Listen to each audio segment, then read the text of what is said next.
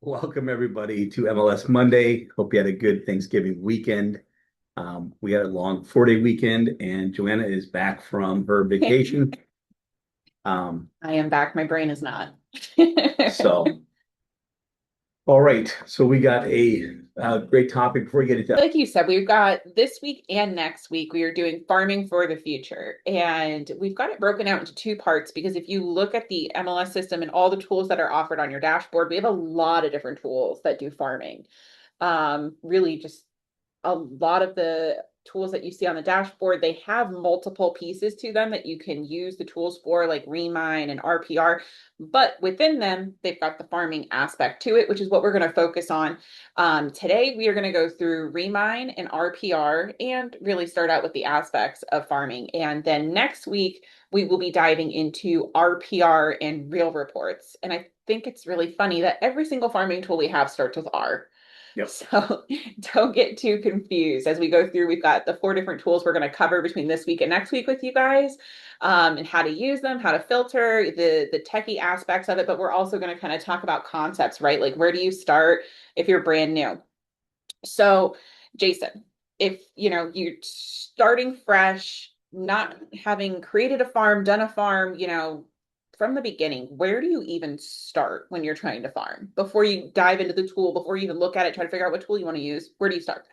So I'm going to take it a step We're gonna go back back. a little bit, even on that. So the whole idea of farming, and I asked this question when I started out way back, was Hmm. what is farming exactly? And so farming is just what you would would think it is, right? So when you actually are working on a farm or you have a farm, you've seen a farm, you're planting seeds with the hope that you're growing crops down the road. So this is a slower burn. Yeah. Farming is choosing a specific area and then being consistent and on purpose with the way you deliver content to that area. So we'll talk a little bit about how do you find those things and that type of thing. But this is a longer burn. And Hmm. the reason why a lot of people do not do farming is because of the absorbent amount of cost, Hmm. right? So you could have a ton of cost if you're looking at a neighborhood with 3,000 doors and all you do is mail to 3,000 people Hmm. at the average price of, like Stephen say, you get your mailing down to $1 a piece.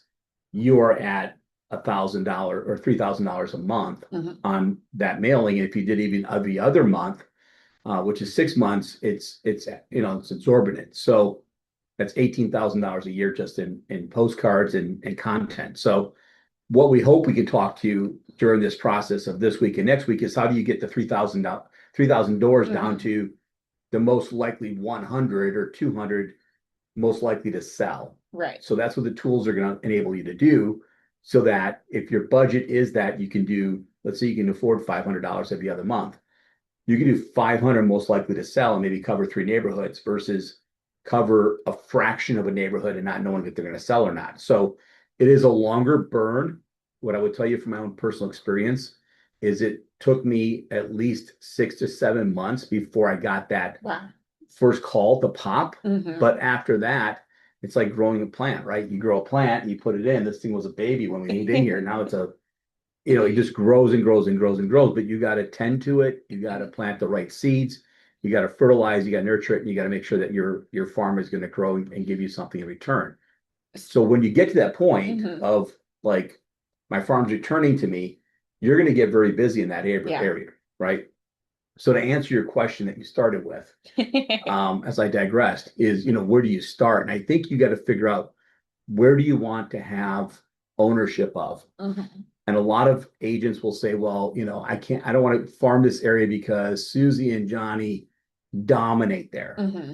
And if you have the mentality of what I call a scarcity mentality, you're not going to be able to ever farm anywhere because people that have been farming farm forever. In the Yeah. market I started farming, there was three dominant real estate agents, realtors in that marketplace. And I knew that going into it. But I knew that if I took a different approach, Right. Be different. be different, sent more value, Hmm. right? And what they're really looking for and what they really care about and what you guys think they care about, they don't care about. Hmm. And then be more consistent and then narrow the focus down to the most likely to sell Hmm.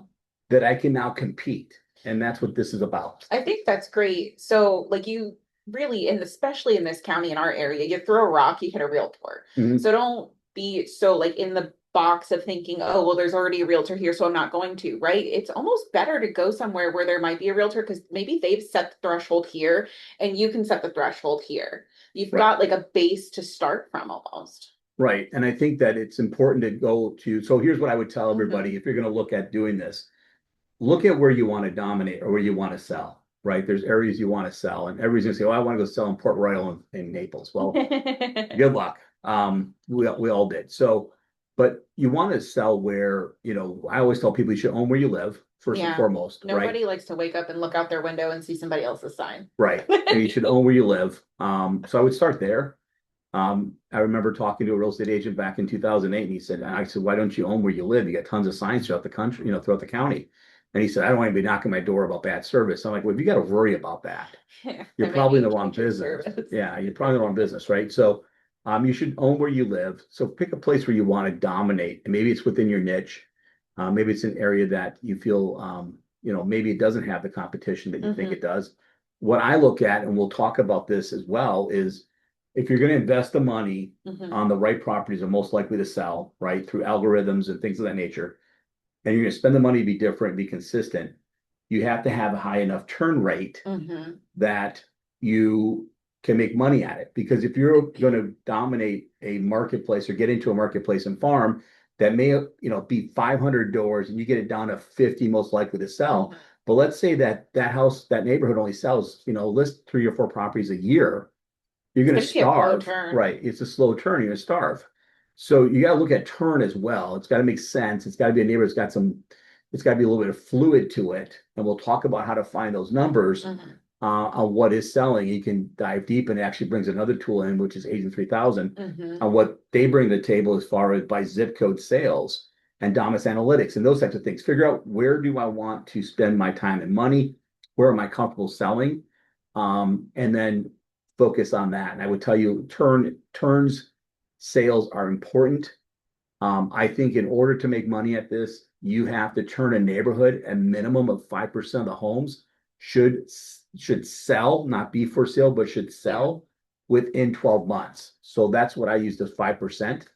I think less than that, you're going to starve. I think more than that, you're going to be extremely busy, but I think 5% is kind of that threshold sweet spot, if you will.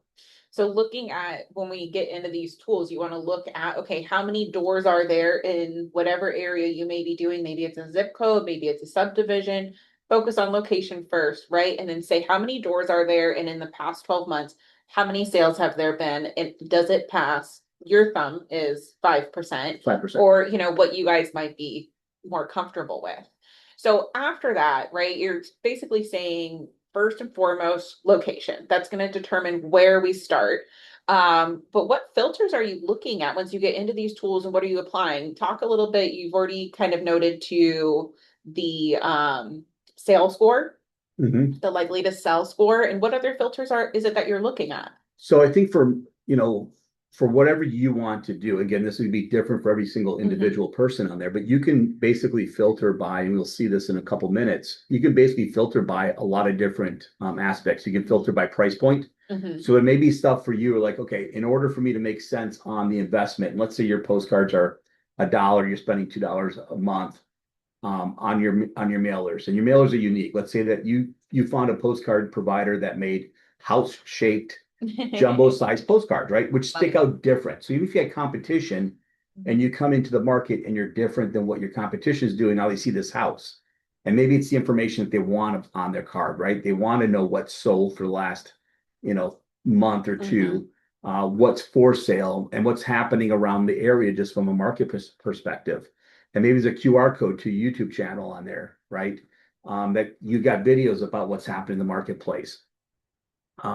And maybe there's a QR code on there for them to go out and look on your website. And if you got a website that forces them to register, now you're getting a phone number and an email address, things you don't have before. Hmm. So there's all these things you can put in that actual postcard. But look at what your price point is. So for me, it was about 300,000 on up is what I wanted to focus on. And where I focused was a place called Moody River, which I talk about a lot because I used to live there. And so going back to where, own where you live, there was 3 other dominant realtors that lived in that same subdivision that were very competitive. And I decided to do just that. I sent out house-shaped jumbo Mhm. postcards with QR codes on it, back before QR codes were cool. And landing them, Trendsetter. yep, landing them in places that, they could get some more additional information for it. So, um, you can dominate from that perspective or try to get in your foot in the door. So price point's another filter. I like the most likely to sell because there's a lot of things that go into the algorithm, right?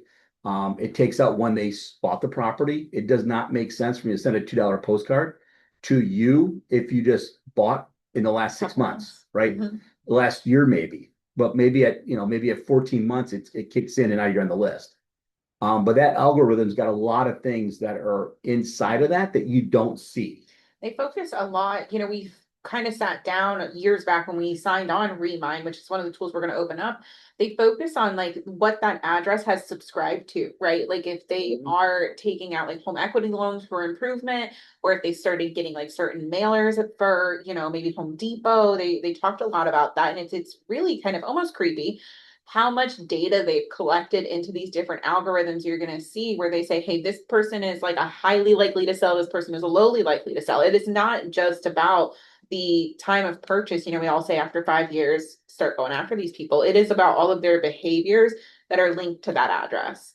Right, exactly. And you pick up very good point. I think that when you look at what they're doing, they take a house that's sold and they reverse engineer it to what led up to that sale. What did they subscribe to? What did they do mortgage wise? What they start signing up for as far as portals and all the things that are out there. Because typically, when you think of a sale, you want to know the person that just signed up for a Zillow alert on a new home because if they're living in that home, they're going to sell that home, right? Mhm. So those types of people are important. I would even take it a step further. I mean, look at um, your own websites or one home. When you look at these tools, you need to be looking at who's on it, how frequently are they on it, and what are they looking at? Because if somebody jumps on a one home that you sold the house to 4 years ago, and now they're jumping on the one home portal because you set them up on it to see what their house is worth, that's somebody that's probably getting ready to list their home, Mhm. and you need to be in contact with them. So there's all these trigger mechanisms that consumers do before they get to a point where they're actually making that sale. So, but you can do price point, you can do term in, length of time in home. You can do type of home. You can do, single family. You can do, condos, townhouses. There's all kinds of stuff that you can actually do in there that makes sense to filter out. I'll be honest with you, on Remine, when we got it, I did the most likely to sell Mhm. and the sales score, and I did price point. I think the more you filter down, the more finite you're getting, and Mhm. your list could be very small. Now, if you want to look at a geocode, something larger than a zip code, and you're saying, I want to do the geocodes that line the river in Cape Coral, right? River facing in that area. I'm going to do those three geocodes. Yeah, you may want to finite down to get down to 200 to 300 people Yeah. that you're sending that mailing to. But I just did price point and I did most likely to sell because I felt like they had enough Yeah. and it gave me the number I was looking for. So, And we have a lot, you'll see as we're gonna open up the programs here in a few seconds. We have a lot of other great features. It's based on like what's your niche person. Maybe you specialize in something. We taught to the global group. They put on a great global seminar this year, and we filtered by their you've got the foreign countries. So you can say, hey, I want to market to anybody whose mailing address, right? Because you've got the physical address, maybe it's here in Fort Myers, but the mailing address they have registered with the county.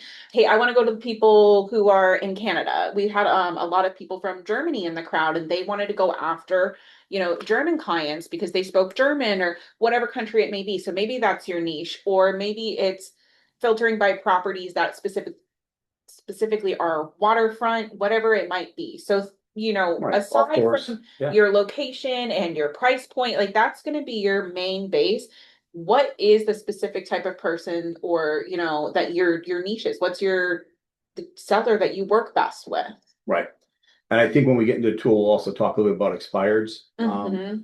as well, because Distressed properties distressed too. properties, there's all those different things that are in there. Again, what's your Hmm. niche and what do you want to be involved in? Is part of it. Also, be honest with you. I mean, when you're looking at setting up a farm area, what can you handle? Right.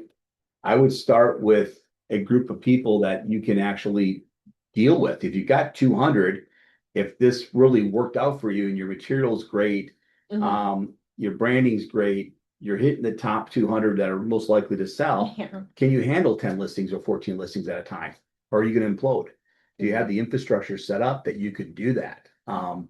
So there's that whole thing. But again, I think before we get in the tool and pick your niche, we'll talk about Mhm. filtering here in a minute. Where do you want to sell? What is your primary goal there, or where you want to sell? And then look at your ability and capacity to service that customer, is Mhm. greatly important. And time and everything else that goes into it.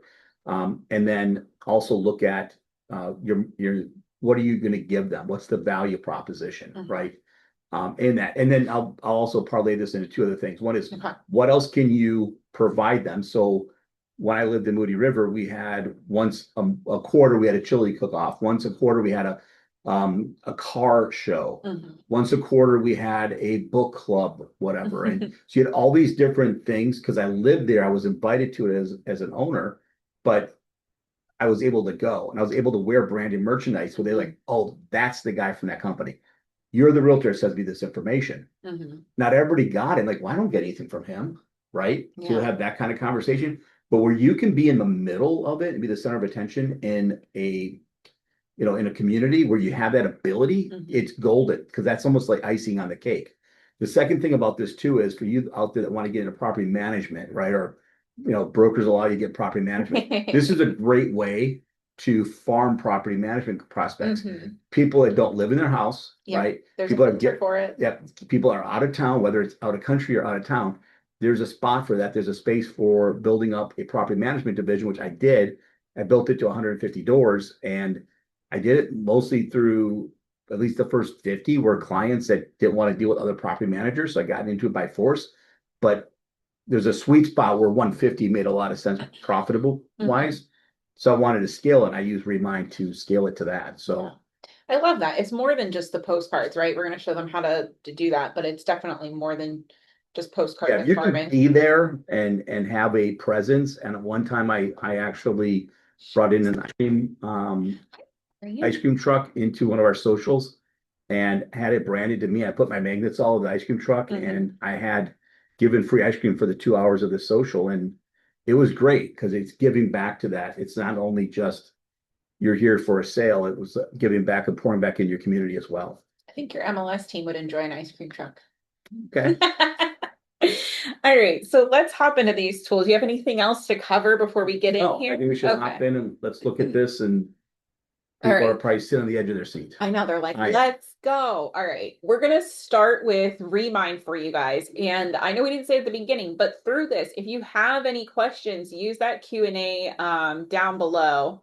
The chat box does not work because it's webinar style, but use the Q&A. No questions, a dumb question. We're here to help you guys out. So Remind, you'll find it here on our dashboard. I've got it in my favorites, of course, but it is right here at the top. This is the logo for Remind, and we're going to start off with this one.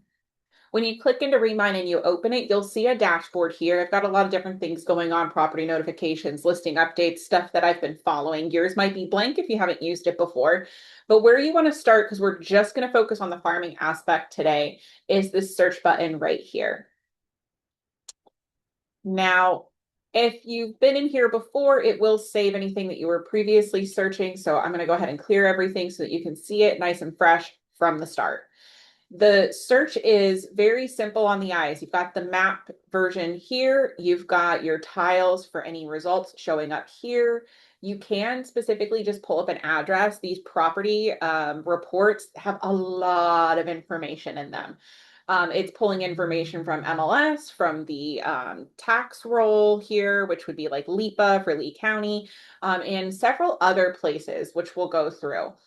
Your first, when you land here, it's probably going to have listings highlighted, which is just going to display anything that's in the MLS. Make sure you hop over here to properties so that you can pull in all of the information. That's one of the biggest calls we get when they're inside of Remine is like, hey, I'm just seeing active or I'm just seeing pending or whatever. I want to see stuff that's off market. I want to see everything. So make sure you switch this over to properties. If you have any filters, they'll show here along this bar. Right now we're blank, but you'll see it'll start to populate here in this bar. You can add filters in this drop down. There are a lot of different filters here, but what we're going to do as we walk through this with you today, we're going to use the popular filters that are right here located on the map for you. So first and foremost, Jason talked about this a little bit. It's the property value.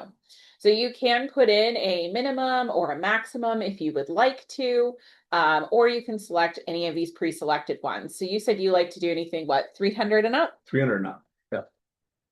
All right. 300,000, not $300. $300. This is not the MLS. You have to put the full number. Wow. So as we start to apply these, you'll see that the numbers here start to change. It's pulling in everything that is located in the map right now because I have search as I move this map, clicked off 95,000 results. So as we zoom out, it pulls more. As I zoom in, it pulls less. But we talked about how location was very important and specific. So I'm going to go ahead and steal your example here, and we're going to pull Moody River. So you can start typing in here. You can pull cities, you can pull neighborhoods, you can pull geo areas, and you see it starts breaking it down. So I'm going to come down here to neighborhoods and pull in the Moody River Estates. And it automatically highlights it for us here, showing us the outlines. We can double check it if you wanted to, especially, for my people who are over in Cape Coral and you don't have communities, but you want to work what you consider your community.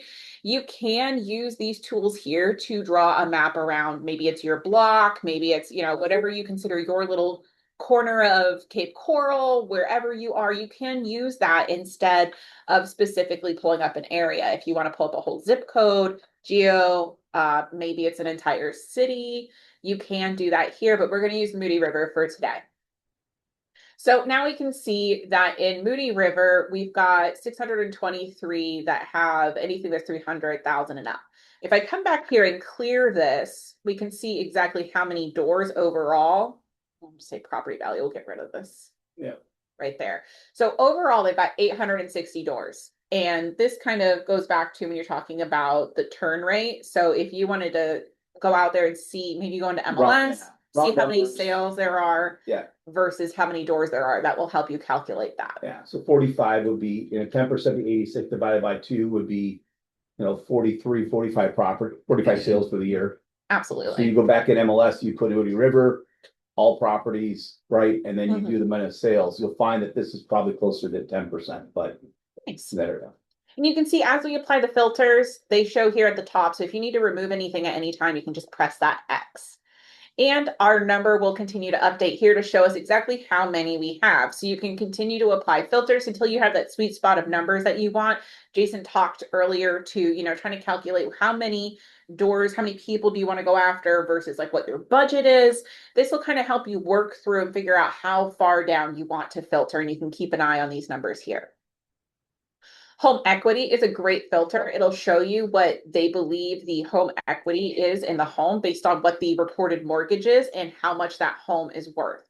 So you can plug it in by a percentage, or you could put in a specific dollar amount. If you believe, hey, if they're in over their heads, maybe they're not going to sell, they have to have some equity in the house to sell. Do you typically use this filter? I don't use it, but one of the things I would use it for is negative home equity. If they're negative on it, which means they owe more, right? This is a short sale opportunity for you. Yeah.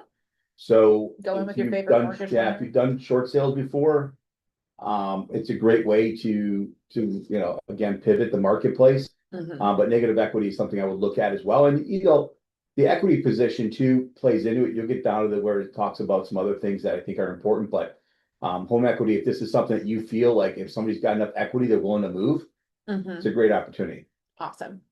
So ownership time, we talked about this a little bit. It's important. You don't want to go after somebody who maybe just purchased. So you can put in here a specific number, or you can check off these boxes with these ranges if you would like. So we're going to click apply for this one. And we go from 623 to 163. That means they've got a lot of new owners in there. There's a lot of new Well, I owners guess in the past decade. Yeah. All right, the next box is our favorite one, the sell score. This is the kind of catch-all that just figures it out for you. You don't have to go in and plug in your ownership time or what the equity is.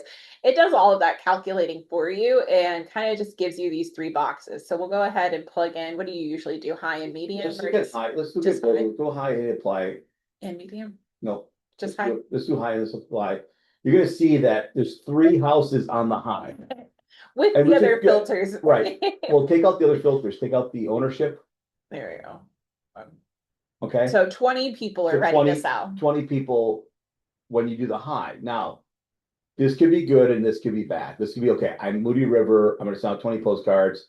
5% of that is what I'm going to get. So you may get one sale. Okay. So that's reality. Mhm. So if you go back in and you go sell score medium, let's see what you get on that.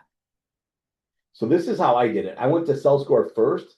I popped up to 41. That's very manageable, a medium Yeah. and high. That's great for a monthly. Right. That's great for a monthly. So it's perfect, right? Mhm. You don't have to do any other filters. And this is some of these are under 300,000. You took that out of there, which is fine. A sale is a sale, a sale is a sale. It's where I live. It's fine. I think this is good because it kind of shows you 41 in a community that's got, how much do we start with? 800 or something? 50. 850? Yeah. So this is 41 most likely the South. All you did was send out every month 41 postcards to these people. What would it give you? What would it be at the end, right? So Mhm. now what this allows you to do too then is if you got a bunch, let's say that number came up at 300, Mhm. right? Which at times it did. Yeah. And now Especially you if can go you're doing a back bigger and now sale. you can add in your price. You can add in Yeah. your home ownership time to get it down to where you want. But I always started with the neighborhood And and then the sell score. Yeah, we're kind of going down the road Correct, here. yep. However, I think that is the best route to take is the location and then the sales. And then use the other, and we'll go through here, use the Yeah. other ones to start to filter out some more. So continue. Sorry. No, you're good. Sales scores are favorite. This is the easy button, and you'll see it throughout each of the tools that we're showing too. And they have different algorithms, right? Because they copyright what their algorithm is. It's not like there's just one straight like way that they calculate what that sales score is across the nation. No, like Remine's got different data from what Realist has, and that's how you're going to decide like first it's the usability, second it's the data. Like what do you like better? Which ones have the filters that you need? You've got 4 to 5 different tools you can use, yes. However, you've got to figure out which one's going to fit your flow the best. Right. And the best thing is if you can actually export two lists and compare them Yeah, with two different tools for the data nerds out there. for the data nerd, you got a pretty solid list Jason's of got those. his pocket protector and his little spin wheel hat, but Yeah. all right, the next filter that you can use is the occupancy status. So we talked to this a little bit, right, about the absentee owners. That's how you can kind of grow your property management business. Or on the flip side, when people are looking to get rid of it, get out of it, you can market to people who are absentee owners too. Sick and tired of taking care of your second home or your investment property? Well, here you go. So you can put in here if it's owner occupied, absentee in state, or absentee out of state. So these are the filters that Remine has. There is an easy button in Realist, which is a different tool for the foreign owner aspect, but this is also a great option here inside of Remine. Yep. Flood zone, everybody's favorite topic. So if you are looking to filter by that, maybe you don't want the high risk flood zone areas because you just don't want to deal with that topic and don't want to have those conversations, you can. Or maybe you want to market to people who are in a flood zone and use that topic to sell to them. You can do that too. Right. List your property, flood insurance is astronomical. Da, da, da. Yeah. And the difference with this filter here is you can add it as a heat map. So it'll lay over. Ooh. Yeah, we're going to turn that back off.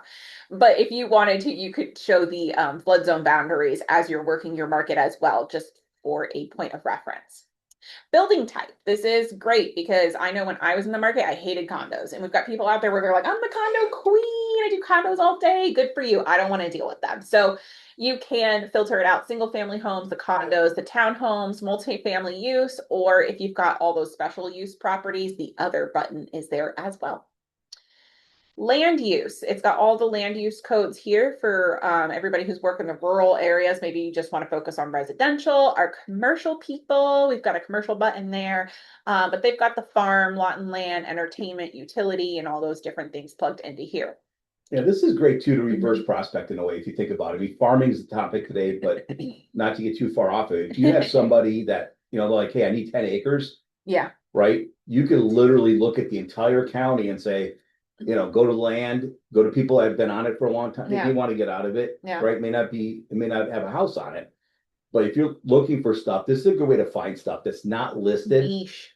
that you're searching for. Yeah. We did that years ago. We had somebody who wanted to build like a wedding venue. They needed a very specific type of land use property. Yep. And we used Remine to pull all of those properties and we sent them a mailer and it was like, hey, I've got a buyer. This is what they need. You've got land. I know it's not listed, but are you thinking about selling? I had somebody look for 30 acres. They're bringing half their horses from Kentucky down here. Horses. And needed to be able to build a barndominium on it. And nice. That's how I found the buyer. Not only I sent letters, I sent actual bona fide offers. Nice. With the actual letters. It was 13 we sent, and we ended up with like 3 people saying, yeah, buy me. That's awesome. So these next couple of buttons are mortgage options, which are great. Your mortgage friends. I love this. Yeah, your mortgage friends will absolutely love this. And you can split the marketing costs with them. So you have mortgage rate and mortgage age. So let's look at mortgage percentage. Now, okay. So part of this would be, listen, I want to do this big mass area. Like let's do the entire, Northwest Cape Coral, for example. And I want to focus on most likely to sell with those that have mortgage over 4.5%, right? Because there's an opinion, right, that people that are sitting on a 3% mortgage drops down to 17 people. People that have a 3% mortgage, they're not going to move unless they have to. Right. Right. We love sitting on our mortgage rates. Right. We love sitting on mortgage rates. So there's an argument against that. But I'll also tell you though is how do you know they're not moving? So if you're doing the most likely to sell score high and medium, I would not use this because there's people and their algorithms are already showing signs that they're going to move and you're eliminating potential sales. Yeah. Right. You're eliminating, whatever. I would say specifically, like if you're not going to use a sell score in using these, it's for marketing that is very specific about, hey, like either sell or refi. And you go in, the one side of the postcard is for selling, the other side of the postcard is for refi, and you're going in with your favorite mortgage person, then just focus on that stuff for very specific topics. Yeah. Number of loans. I love this one. This one's just fun to be a little nosy to figure out who's like a little cray cray. Over leveraged. Look in your city and see who's got more than 4 loans on their home. All right. Loan types.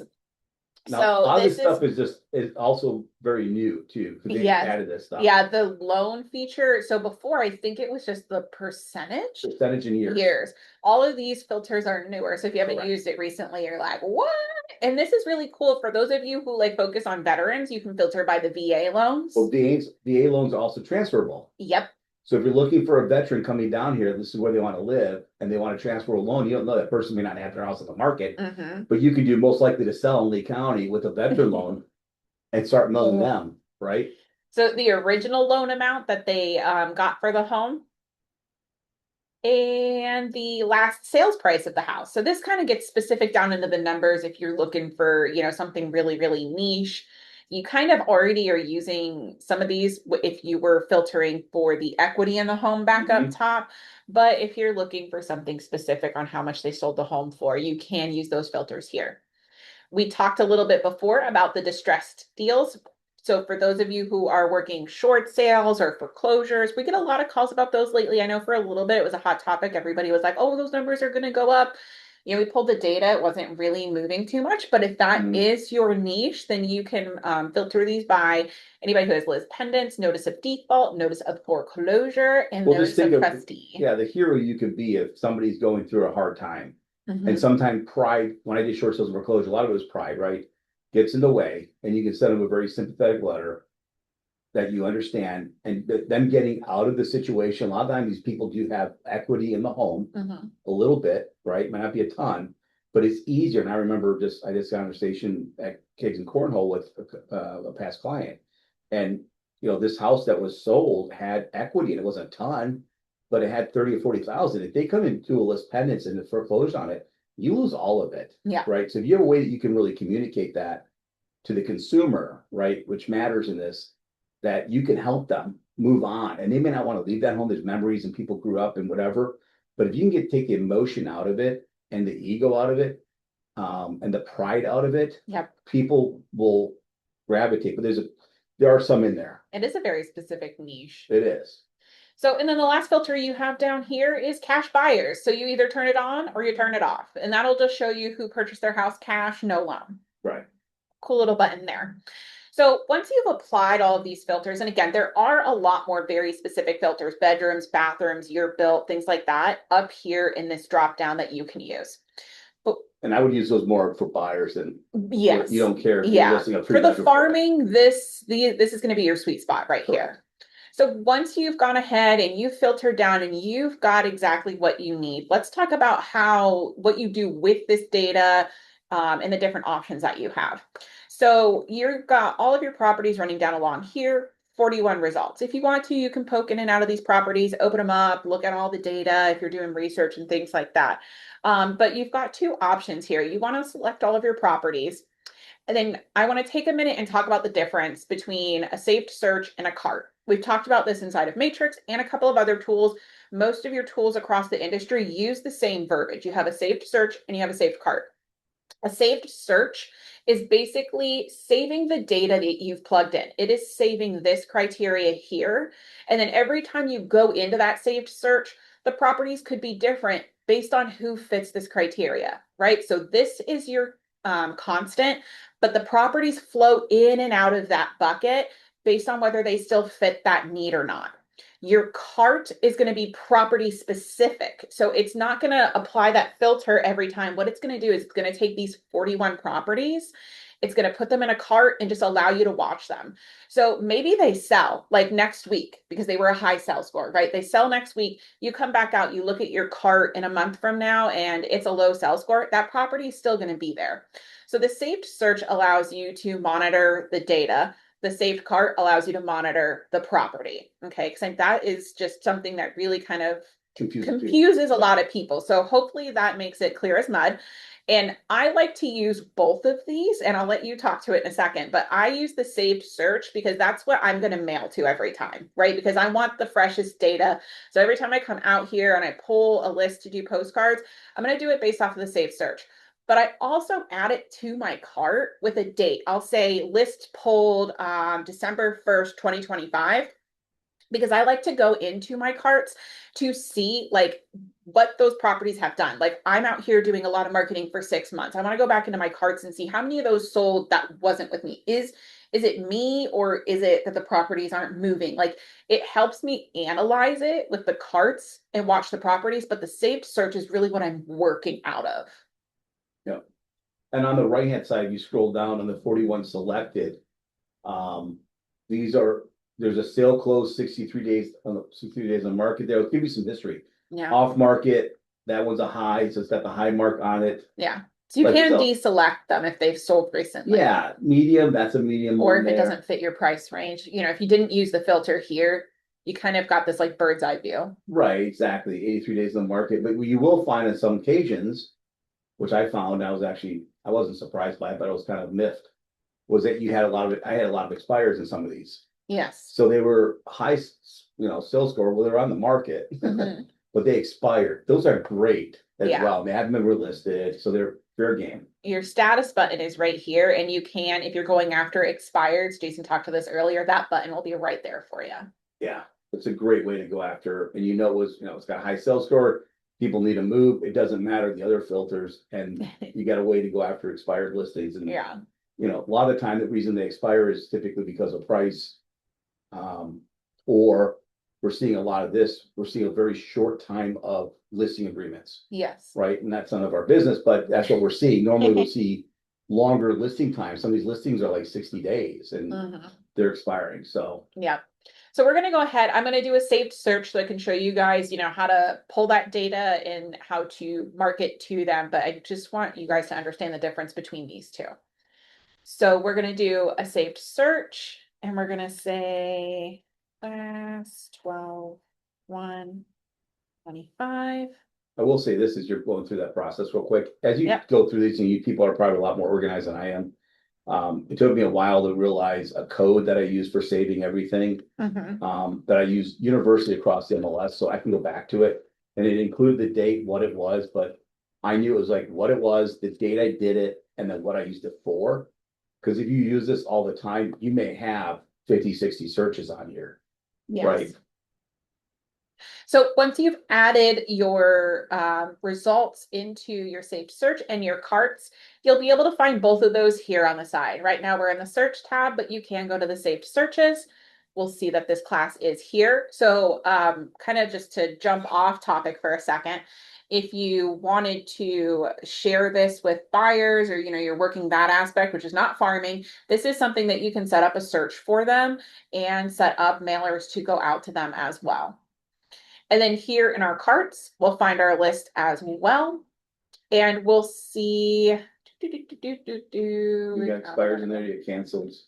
Yeah, all kinds of different information in here. So if you wanted to, again, aside from where the tiles were, you can select all and then deselect some of these if you see that it's currently listed or recently closed. You can make that call as you go. So selecting all of these, you've got several different options up here. You can export the data and you can select what's going to show up on your Excel spreadsheet. It will export a CSV file for you. So if you're doing things manually, maybe you're working with a company that says, hey, just send me the Excel file, or you're taking your Excel file, making mailer labels, licking and sticking your little labels at night while you're watching your favorite show. This is going to be that option for you, and you can choose which things that you need to export. Maybe it's probably just going to be the address. You can export all of it if you need to. But Remine has this really cool option right here to send mailers. They do have a company that they work with. You can see here, this is some pricing. They've got promos going on for the end of the year because a lot of people are doing their holiday mailers. You can click that and it'll take you out to a third-party site that will plug in all this information for you and allow you to build a mailer campaign. And I will say this, I didn't master this until I outsourced my mailers. Yeah. I mean, what me doing it When myself. I started, I was doing it myself and I was sitting there at night with the labels. I mean, but this is when it got better. Yeah. So this is cool right away before you start designing, because they know the number one question everybody says, well, how much does it cost? You can choose your sizes. It plugs your quantity in there based on your list, and then it'll give you a price right away before you go into the design space. So in here, again, this is kind of like your manual option. This will take you into their postcard mailers. And then they've got one where it'll make the labels for you. And then if you wanted to remove certain ones from your cart, that little delete button is here as well. So in Remine, we've gone ahead, we've showed you how to apply the filters, how to save that data, and then how to export it. So this is just the mailer part of it. Again, Jason talked to the fact that it's more than just the postcards, getting out in that community, all the other marketing pieces, but this is the hard data part of it. If you guys have any questions, I'm gonna move my little face here and see if we have any questions on Remine. We are gonna hop over into Realist here in a second. How do you calculate the turnover percentage rate? Is a question we got. Yeah. So I don't know if you want to pull up an MLS while we're talking through it. So we know that property had Moody River had 850 doors. 850 doors. So I will open up. So we'll open this up and show you a quick. Rough. Yeah, we'll do a rough one on this. But you're basically going to look at what has sold in that. So you're going to do Moody River. There you go, Moody River Estates. You want to do sold only, so closed transactions. Oh, yeah, not active. Not active. Joanna, pay attention. All right. Closed transactions for the last 365 days. You got enter. So you got 29 matches. So you had 29 sales, right? And then divide that 29 into your doors, which is 850. So divided by 850. So we're at about 3.4% turn on this one for Moody River, right? So that's as simple as it is. Yeah, I'm surprised too, but you know what? Sales have been down. I mean, they have been. So you might need to change your turnover rate. No, I still think 5% is what you want to be, but again, it's up to you. I just feel like the return on investment for your time and energy and the money. Yeah. You need to be at about 5% turn to get a good number. But I'm gonna tell you, 29 sales, if you got 3 of those and you're only mailing to, what do we get down to 41? Yeah. Your ROI is gonna be huge, right? So 41. yeah, to your point, you can flex your turn rate if you needed to, but you want to know there's sales happening, and you have 41 here You're and 29 going, sales a year you're going after 4.8% of the total. people. Yeah, so you're doing 5% of the total people, total So doors, and you got 29%. So you could, yeah, it looks like basically what they're saying based on their statistic is the turn rate could be 5%. it could The be. data is showing in this past year, the turn rate's been 3.4%. Right. Yeah, well, that's a you, but you're calculating the turn rate, right? So Yeah. you're going in there, you're going to MLS and stuff. So, but yeah, that's how you do that. And again, 5% is a number that I use, but if you're only doing 41 doors, I market this all day long. Mm-hmm. 41 mailers, and it does it for you at 40 some dollars, whatever it was. I'm like, Yeah. so to me, that's a no brainer. Like, So, and we've got 13 minutes left. We've talked a lot about, I know, and this is why we're doing part one and part two. We've talked a lot about the concepts. We've talked a lot about how to use Remine. So what we're going to do really quick is open up RPR. A lot of what we talked about in Remine applies to RPR as well. So this will be a quick run through, or sorry, I just said RPR, just realist. realist, yes. All the R tools. So we're going to open up Realist really quick and just show you how to use their filters and how to export the data. It'll only take a few minutes here. Realist is the tile right here on your dashboard. And with this one as well, you'll notice first and foremost, it lands you on a dashboard that has data. So you can kind of look at the market, you can get numbers on things, really, really cool statistics that they've provided here for you. It automatically puts you in your county, but you can select a county here. I've got Lee, but if you needed to change that, you could, and it's going to show you, and you can select multiple counties as well. If you need to do Collier and Lee, whatever floats your boat, you can see that data here. But when we're doing farming, what we want to focus on is this search button up here. So first and foremost, Realist is a data tool, and a lot of people use it to come out here. They'll pull up a property when they're getting ready to list something. They'll search an address real quick. They'll dive deep into all of the reports that they give you on that specific property. So that's why first and foremost, it takes you to this quick search. It's just you're looking up either address, the owner name, maybe you're getting ready on the buyer side, you plug in the listing number. You've got some basic stuff here. But to dive deep into the data and the filters, you're gonna hop over to My Search. My Search allows you to add in a very unlimited amount of filters, but you can also save different searches here. So once you've found a type of search that you like to do regularly, maybe it's with your community and your filters that you like, you can save them so that you have them in the drop down here and you don't have to create it every single time. So we're going to start here with customized search because you can see down here below, there are a lot of different filters in here already. This is based off of what they see are the most popular filters, but we want to add our own. They have it separated here into different categories. You have all of the filters under all categories, but you can also add in specific ones. Like we just want to focus on the location. Maybe we want to focus on the development or the specific city, whatever area it is that you are trying to filter down to. You can do the characteristics of the property. It gets very specific. You can see like air conditioning, things like that, stuff that you might not need for farming. Owner information, there is the foreign country filter here. We talked about that earlier. So if you were to select this, it adds it to the list so that you can select what country maybe you want to go after for those of you that are doing any kind of global marketing. Listing information, if you wanted to add the status in here, if you're going after expireds. I suggest that you come out here, you click the customize search button and go through all of these different filters that they have because there is a lot. Are people who are focusing on the distressed properties, the mortgage information, things like that. Can you go back up to the owner information? Yes. So you got mailing address state. Mm-hmm. So one of the things that you could do, there's not a lot of native Floridians, right? We all moved here from someplace. Yes. Pick your state. And if that's one of the things you want to do is look for, you have something already in common with that person or that owner.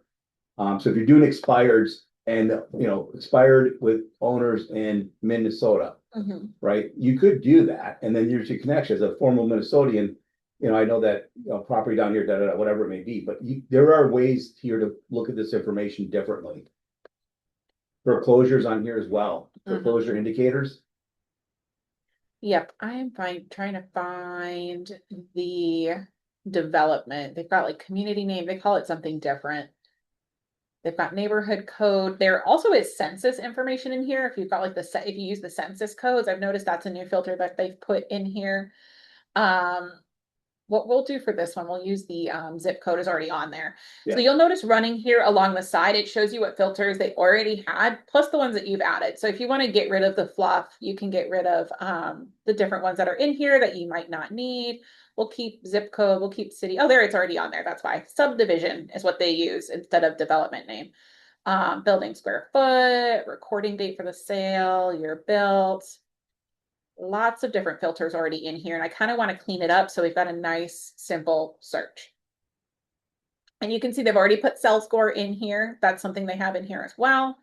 Once you're done, you're going to click apply. So once you've done that, you can see everything here has updated to the filters that we specifically want to add onto this property. So we're going to go ahead and we're going to say Moody River again. Yeah, let's look at Moody River. They give us for most likely to sell. Yes. So what's interesting when I did this earlier before our Zoom is you'll see that they break it down into the different subdivisions, not just the development, right? Because in Remine, they're using the entire neighborhood. But in Realist, it's more granular. Right. And so we're going to click select all. No, just do the states. That's what you had last time. Okay. So these, you got the states and you got the carriage homes. Yeah, and it's going to give us a lot less properties. It will. Just saying. Well, the estates are the six. I think that you should have. The estates should be close to the number you were looking at before. It's about 200 less properties. 558 results. Yeah. Yeah. Yep. So, because it's got the other ones in the other section are part of that. A part of that. Okay. Yeah. Yeah. That's why. Okay. So, but you can get to this point to show you guys, if you guys are looking to get more granular in that neighborhood, and be more specific about it, Realist might be that tool for you then. Yeah. So our favorite button again here is cell score. What is different between Remine and Realist is Remine before you saw we could say high, medium, and low, right? In Realist, they use a very, very specific cell score. What's great is they have this new button here that you can hover over and it tells you what numbers you need for those cell scores. So inside of Realist, you can enter in very specific numbers. Maybe you only want to go like halfway into somebody who's moderate. They also break it out into a lot more categories so you can get specific with those cell scores. Yeah, let's do 600 to 1,000.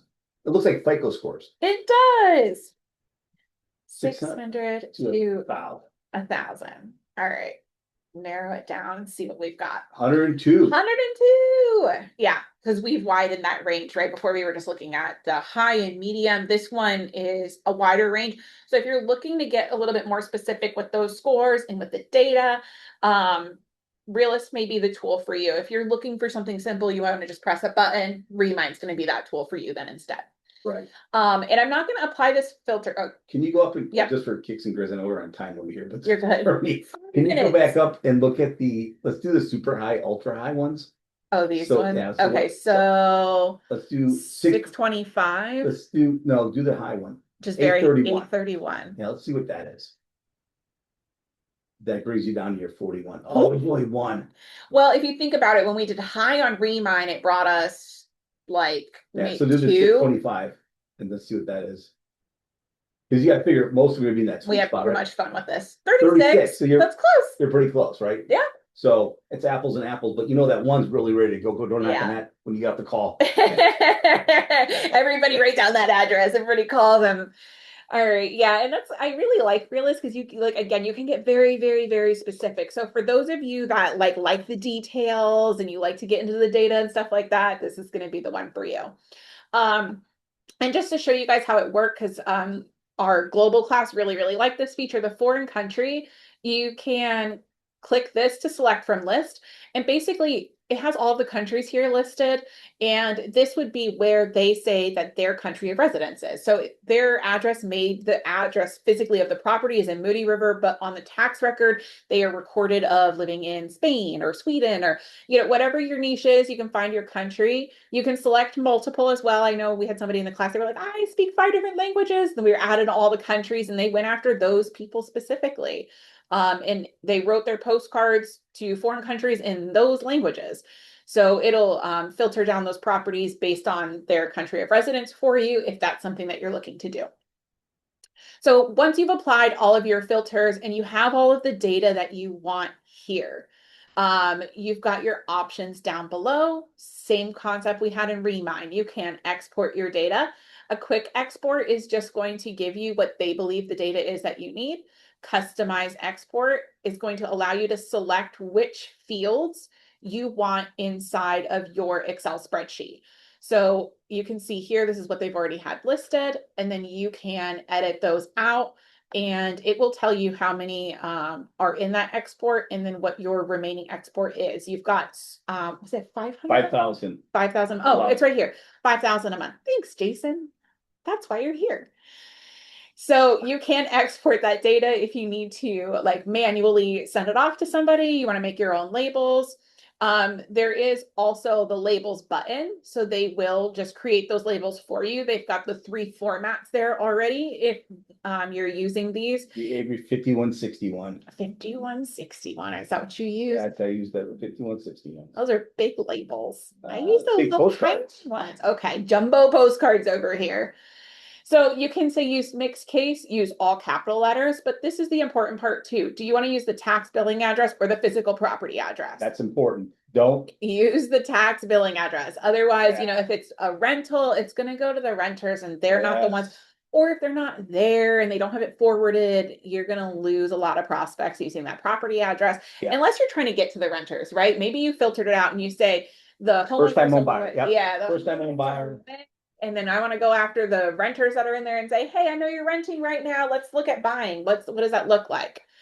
So then for the top of that label above the address, do you want it to show current owner, which would be on the whatever LIPA has recorded, include foreign address, because those get different. Not all addresses are formatted the same. But also for those of you who are not marketing to foreign address or marketing to foreign people, if the postage will be different, a lot of people, it will automatically disclose that, right? So maybe I don't want to send postcards to Canada. I'm not looking for that bill. That's what that filter is there for. Eliminate duplicate labels, very important for people who own multiple properties inside of a community. Happens a lot. Or you can say use a custom label. So if you want to, instead of having the name on there, just put current owner, or if Joanna could spell, that would be great. You want to make something more generic, you could say like future seller, things like that, so that if what the county has recorded is wrong, it won't bounce back. A lot of people use that custom label part so that it will just go into the hands of somebody regardless, right? And then again, it shows you how many you've exported this month, what your remaining balance is. And then our next option here, you can print this list and you can email this data to yourself or to a customer if needed. They do not have a postcard system plugged into this. So this is going to be for you to pull into your own system or send out to somebody who's doing your postcard mailing for you. But it is very, very specific data in there. Right. And you can do the exports and you can send that to somebody that's going to do. And that's what I ended up doing. I ended up exporting it because before Remine had the relationship. Yeah. And you can send it out. They'll do whatever. I think even like Canva now has a mailing system. They do. Yeah. They do. Yeah. So if you're designing your stuff yourself on Canva, right, you can plug these into there as well. Like I said, you want to be different. Don't send the same postcard everybody the same, looking at out there. You can sort of blend in. I did the big house. It was a jumbo. It cost me more money, but it got attention, and that's what you want. Yeah, it's for what you're doing, where you're at right now in your marketing, and what your budget is. Yeah. Market within your budget. Yeah. So today we covered really the aspects of farming. We've covered Remine and we've covered Realist. And what you're going to see next week is a lot more different features through RPR and Real Reports. Yep. And there's some really good strategies on real reports, how to use that, how Mhm. people are getting And that's really a good feature listings. for them. You Yeah. might not have seen it yet. It's brand new. So you do not want, tell everybody in your office, get on the call next week. Yeah, tell me messed up. But we appreciate you guys coming out today, spending your Monday with us. If you have any questions, call in or email us, mls@rpcra.org. We're here to help you with your farming or anything else that has to do with MLS and our tools. And hopefully we'll see you here next week. All right. Goodbye.